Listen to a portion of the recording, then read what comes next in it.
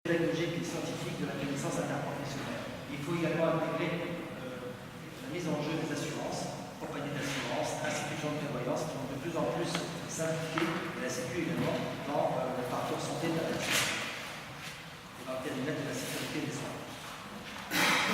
Alors, pour concevoir ces PSP, je pense qu'effectivement, c'est un métier que je découvre depuis quelques années. Il faut vraiment, effectivement, dans l'esprit des porteurs de projets, intégrer trois idées interdépendantes qui deviendront les enjeux possibles de ces PSP.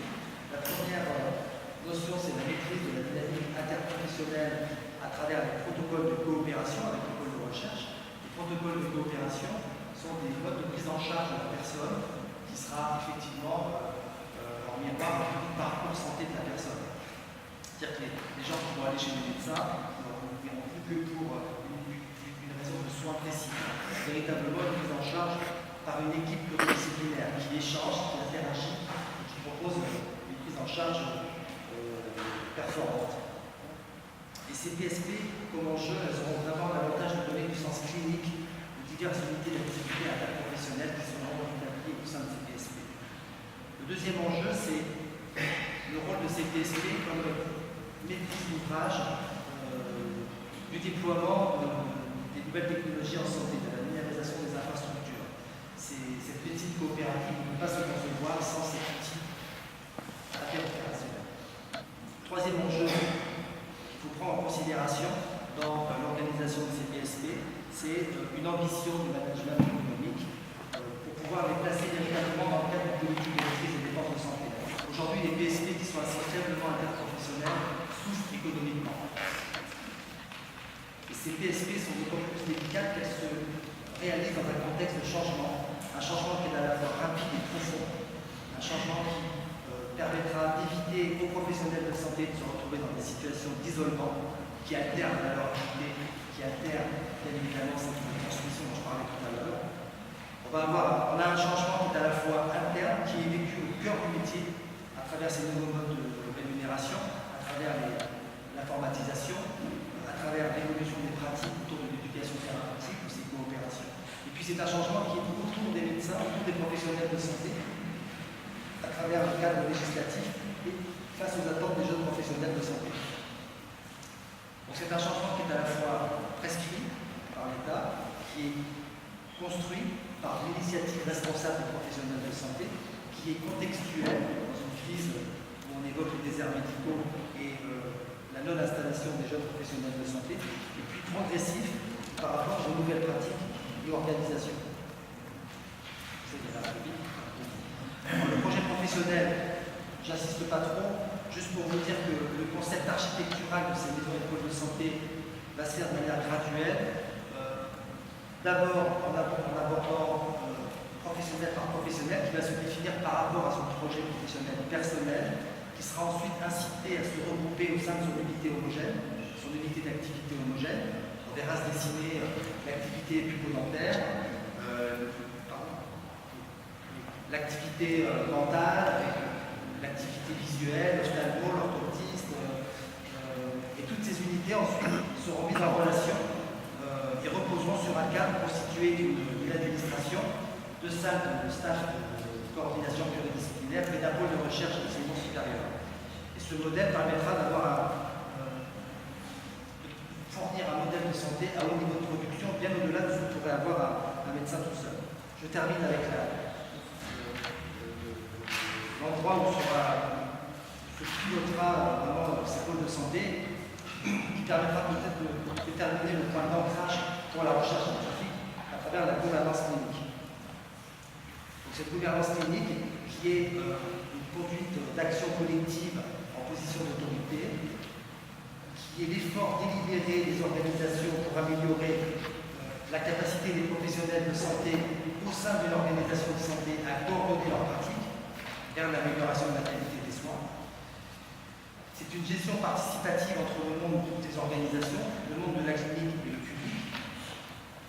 Et c'est une initiative qui rapproche des deux perspectives à la fois organisationnelles et professionnelles.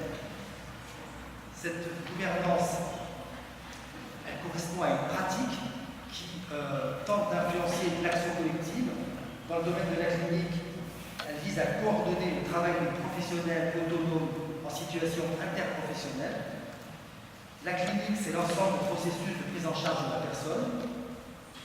La gouvernance clinique, elle est conçue en impliquant tous les acteurs qui ont des positions multiples et variables au sein de l'organisation, et l'autorité est un opérateur qui découle de cette interaction. L'autorité de gouvernance, c'est une autorité professionnelle donc, qui est fondée sur des compétences professionnelles, ce qui confère un pouvoir légitime à la clinique. Et les pratiques cliniques mettent en œuvre des stratégies qui appartiennent à la fois à ces acteurs et à l'organisation, et qui devient un mode de renouvellement de l'organisation favorable aux idéaux que les professionnels de santé portent. Donc les pratiques vont avoir une influence sur l'individu qui va effectivement former une équipe, et cette équipe aura une influence sur l'organisation pour améliorer la performance clinique. Les 6 composantes de la gouvernance clinique, c'est la recherche et le développement scientifique, qui va engager des initiatives dans une démarche qualité, qui permettra la diffusion et l'implantation des résultats pour redéfinir des pratiques nouvelles vers l'amélioration de la qualité des soins, et qui permettra d'apporter un processus d'évaluation indispensable à l'audit clinique. L'audit clinique, c'est l'évaluation des pratiques par rapport à des recommandations. L'efficacité clinique, c'est la mesure de la qualité et de l'efficacité. La formation et le développement professionnel, c'est l'enjeu central à l'amélioration des processus cliniques. La gestion des risques, c'est une activité qui touche à la fois les patients, les professionnels de santé et l'organisation pour des services de santé plus sûrs, et la transparence des initiatives d'amélioration de la qualité garant de leur efficacité. Je finis avec le modèle dynamique de Medicina, qui va reposer sur un système clinique qui va être le centre opérationnel de l'organisation, dans lequel on mobilise des compétences, des connaissances scientifiques, autour duquel il y aura un système de gestion qui sera en appui à ce système clinique, qui soutiendra l'engagement des professionnels de santé à l'amélioration de la qualité et de la performance. Il mettra en place effectivement des structures formelles, de financement, de matériel pour améliorer les pratiques cliniques. Il mettra en place des règles, des chartes basées sur la confidentialité des données, pour obtenir des ressources diverses. Et c'est lui qui sera en mesure d'appliquer le discours managérial. Et entre les deux, c'est là où va se glisser la gouvernance clinique, qui est un lieu d'échange. C'est là où on pourra introduire la recherche, c'est là où on pourra introduire effectivement toute cette notion d'échange de savoir.